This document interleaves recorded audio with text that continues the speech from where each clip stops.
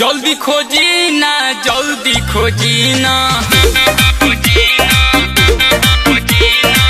देवघर में हमारी भूलहिली हसीना रे गोलुआ ना मिली का रे लुता ना भैया तलाई मारा तनी मार तेने बालू भौदी भूलाइल हो तेने बालू भौदी भूलाइल हो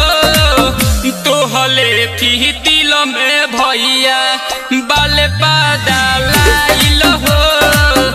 तोहले तिल में भैया। अरे बुड़बक ऐसे बोले बेरे तब तो क्या बोले सोचतानी भोले बाबा झोटू से करही तो मेहर से हमारा मिला ना गयरा हर नया नोहर बाड़ी अभी हमार दुल्हनिया यह सोची होता परसों जाए ना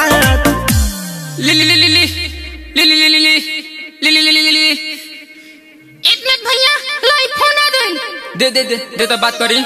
कौन रही में बाड़ू गइल हो देखो न लेट बाटे भइल हो